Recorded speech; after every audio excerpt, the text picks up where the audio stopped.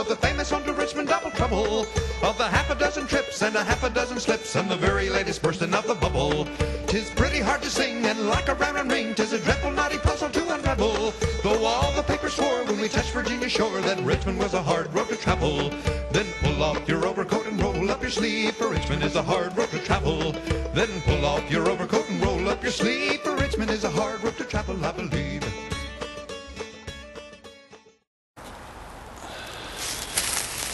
Okay, Bama Dave with you here. I'm out in the woods today near an old site. Saw lots of traffic, both military and civilian, and it's pretty swampy here. I've already seen one moccasin, and I'm going really slow. I wish I had my long shovel with me today because I brought my entrenching tool. I wish I had the long shovel for the snakes, but I'm definitely taking my time and keeping one of my headphones off in case I hear a rattler up in here. I'm up on the higher ground now. I kind of got out of the swamp area and I'm up on the higher ground, and have found a few things. I just dug a mini a minute ago. You'll see that in the video, and some other things.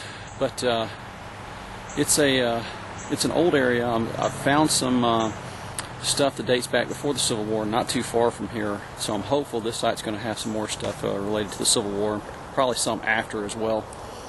But I do want to give a shout out to Tar Heel Digging. I'm really enjoying his videos, and if you haven't checked out his page, you ought to. He's got some.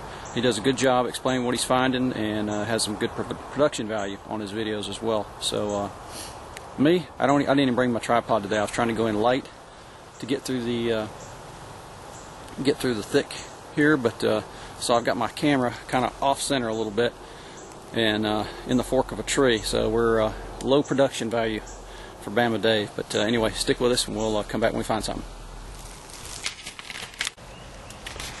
Well, I already stepped in the woods and I already got a buddy here. Can you see him?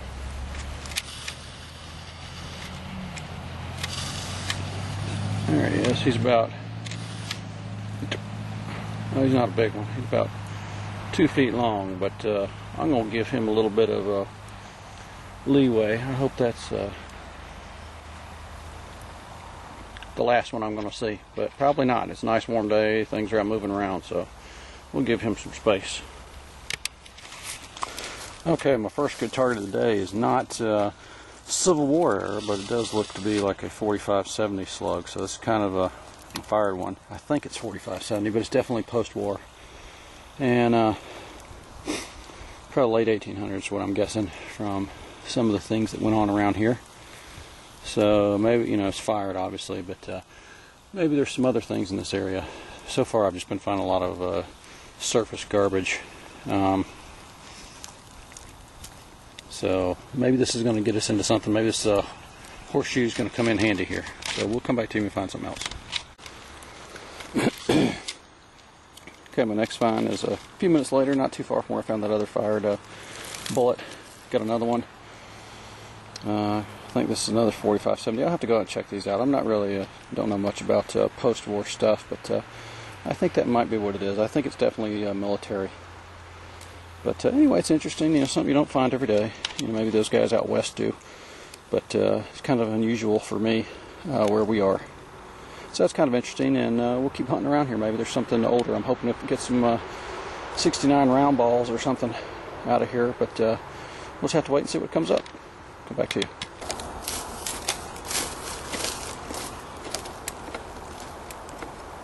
Kind of see I got a good signal here bouncing around. It's fairly deep, so I'm going to try a live dig, and hopefully it's not garbage, but you never know. This one's bouncing around a little bit.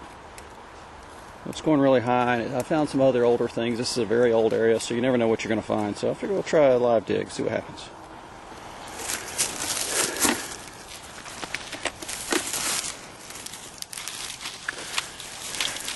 After seeing that snake, I'm really wishing I would have brought my long shovel today, but I didn't. So we'll just have to keep watching. And the good thing is I got my coil with me, so I'm leading with that thing. But here where I'm at with all these magnolia trees and stuff, but yeah, copperheads and moccasins, boy, they sure do blend in. But you can see the soil, it's just really good soil. here it's very swampy, so around me, but up on this high ground is pretty good. So let me check it with the coil, see if we got it.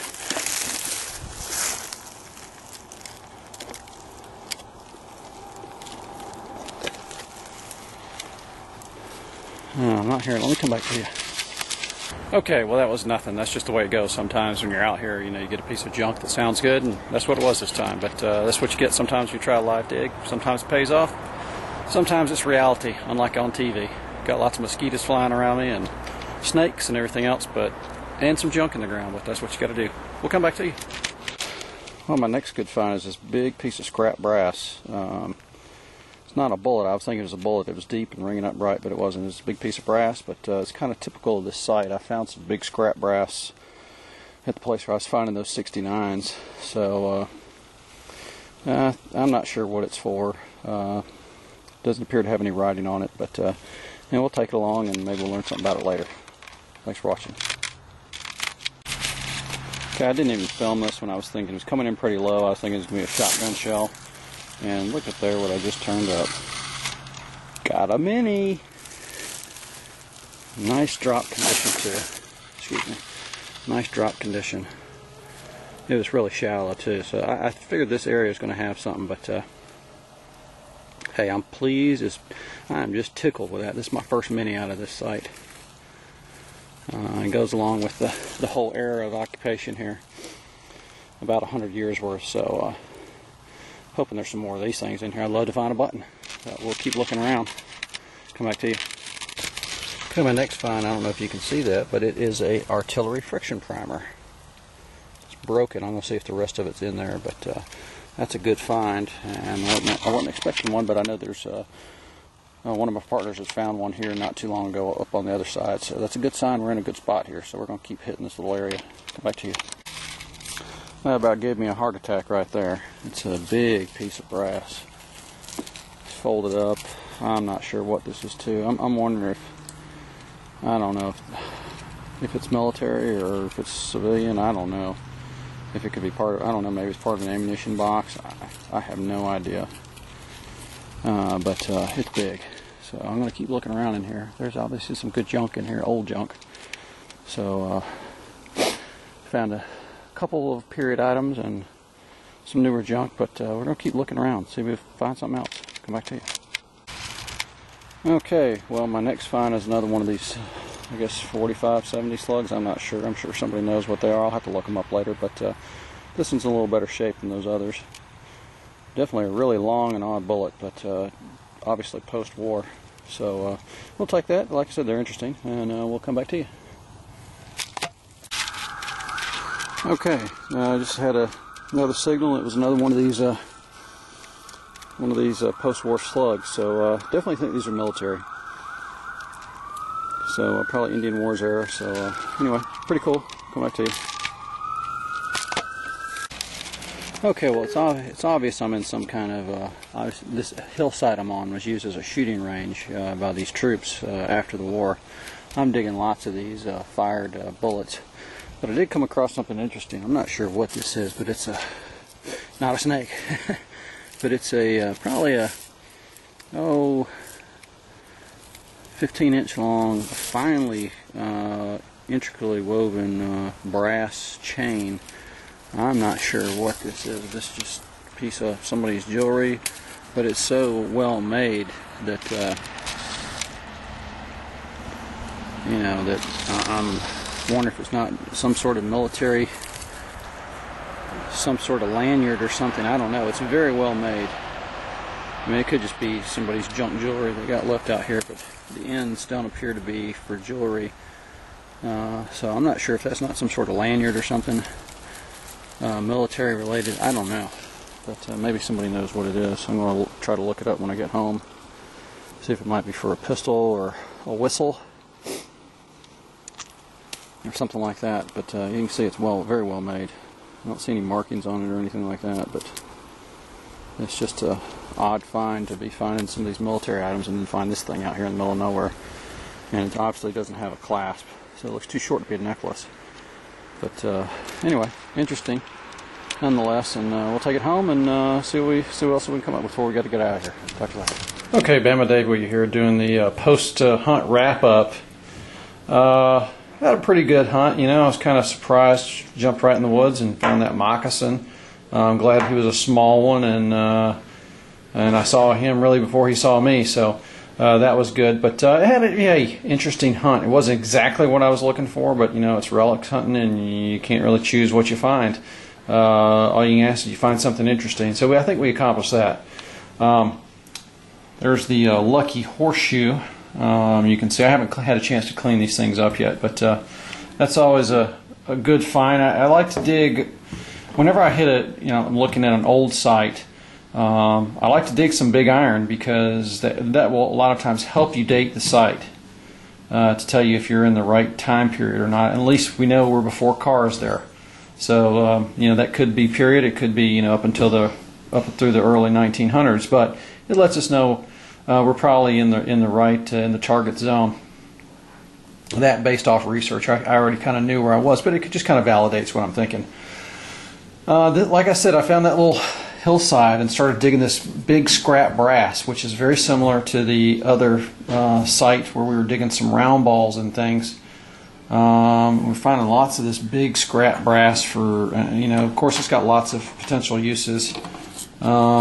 You know, this is all kind of wadded up. There's no markings or anything. I thought maybe I got a plate, and then of course I got it out of the ground, and I thought, well, maybe it's a powder flask. It's none of those things. It's just a big piece of scrap brass. You can see lots of nail holes in it. You know, I have no idea what that was for. I also found a large grommet. This probably not period. It's probably something later, but you know, something you can't really tell. We did find a couple of definite Civil War items. On one nice drop mini ball. It's in nice condition. It's got a beautiful brown patina on it, which is desirable. And found one friction primer. This looks very similar to the Confederate friction primers that I find over on my field. If you're asking, what the heck is a friction primer? These are friction primers.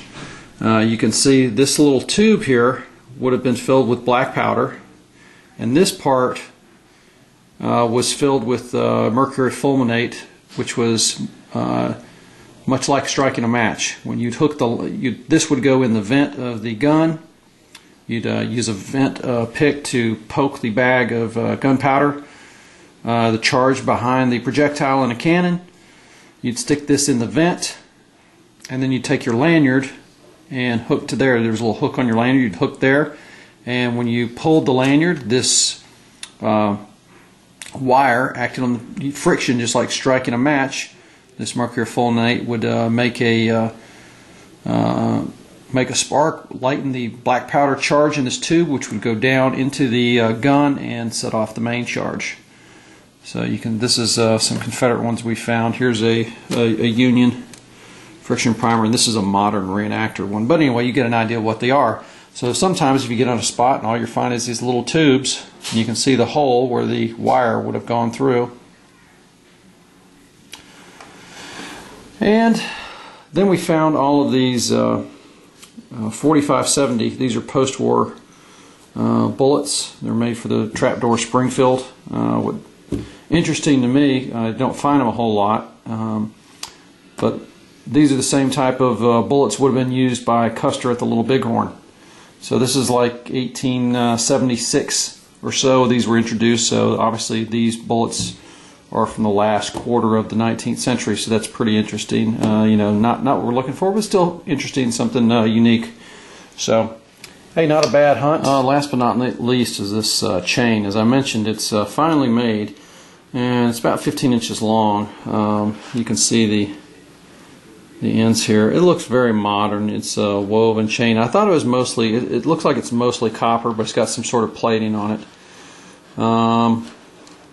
I was thinking, well, maybe it's some sort of lanyard for a whistle or a gun or something, or a pistol or something, maybe from the late 1900s, early 20th century. But now I'm kind of thinking maybe it's a pocket watch chain or just some sort of junk jewelry. I think it's something modern. I don't really know. I'm not going to throw it away just in case it's something military related from the early 1900s. But maybe somebody can chime in on that as well. I'd appreciate it. And anytime you get out and you find a little something, that's good. So Thanks for watching, and I'd appreciate any comments that you have.